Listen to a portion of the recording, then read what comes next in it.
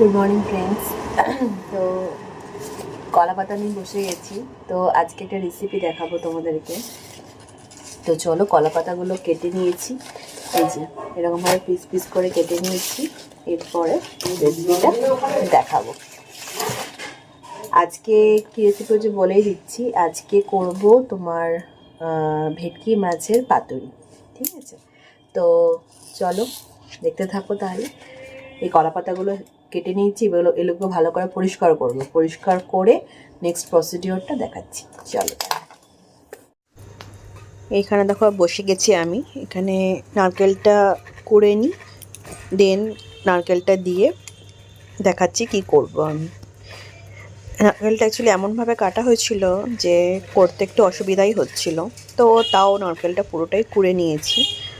Exactly কোনো problem হয়নি। তো চলো নেক্সট দেখি কী করি নারকেলটা দিয়ে।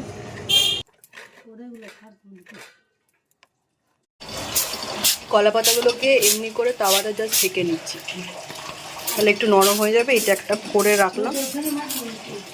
শুধু তো কী কী মশলা লাগে তোমাদেরকে এবার দেখাচ্ছি। পোস্ত নেব, ঠিক আছে? এতগুলো আমার 13 পিস এখানে মাছ আছে। মাছের ফিলেগুলো এবার দেখিয়ে দাও। এখানে এরকম 13 পিস মাছ আছে। তো এখানে 3 টিস্পুন, এই স্পুনে 3 টিস্পুন পোস্ত নিলাম, ঠিক আছে?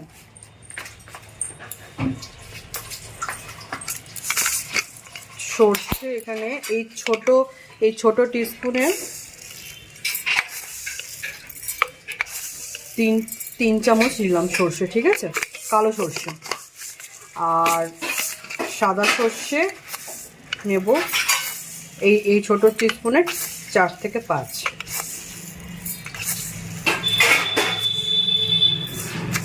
6 চামচ নিলাম ছোট।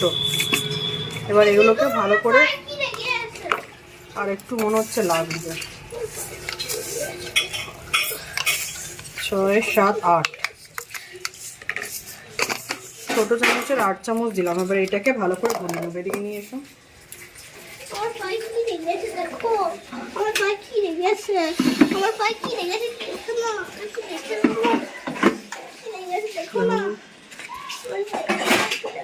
এরপর এখানে এটাকে মিক্সিতে আগে প্রথমে একটু শুকনো ঘোরাবো।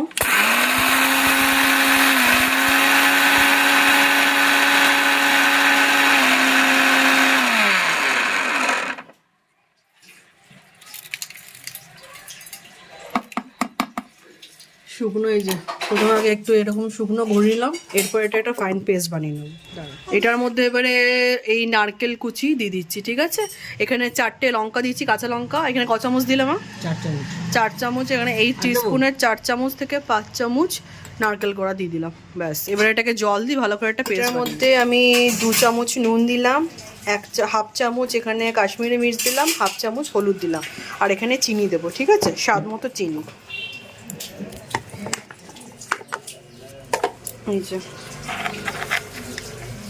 এই টিস্পুনের 4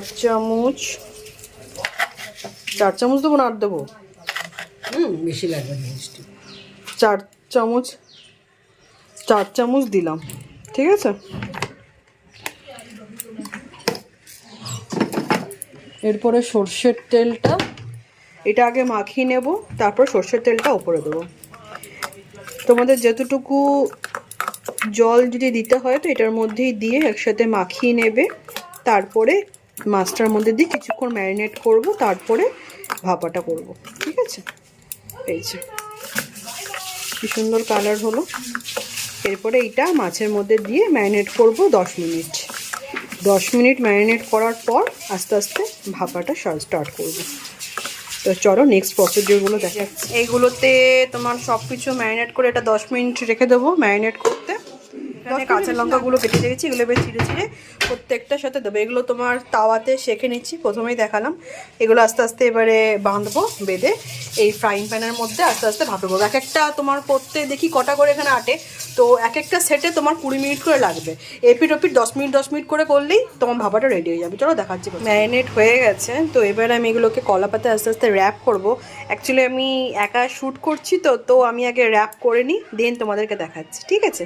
তো এইটা একটা করে মাছ দেব, একটা করে লঙ্কা দেব, দিয়ে অল্প একটু সর্ষের তেল ওপরে দিয়ে জাস্ট র্যাপ করে দেবো, ঠিক আছে? তো তোমাদেরকে দেখাচ্ছি, চলো। দেখো এখানে আমি প্রথমে মাছটা দিয়ে নিয়েছি, একটা লঙ্কা আর একটু সর্ষের তেল দিয়ে নিয়েছি, এরপরে এই হলুদ সুতো দিয়ে এটাকে র্যাপ করে নেব। দেখো এখানে গ্রিস করে নিয়েছি, এই ফ্রাইং প্যানে তেলটা গ্রিস করে নিয়েছি। গ্রিস করার পর এই মাছগুলো দিয়ে দিয়েছি, ঠিক আছে? সর্ষের তেল দিয়েছি, এক একটা পিঠ 10 মিনিট করে ভাজতে হবে, ঠিক আছে? এটা একদম লো টু মিডিয়াম ফ্লেম নয়, জাস্ট লো থেকে একটু হাইতে দেওয়া আছে, ঠিক আছে? চলো এবার নেক্সটটা দেখাও। দেখো তোমাদেরকে খোলার পর দেখাচ্ছি এটা কেমন হয়েছে। এই যে দাঁড়া, এখানে ফোকাস কর বাবু।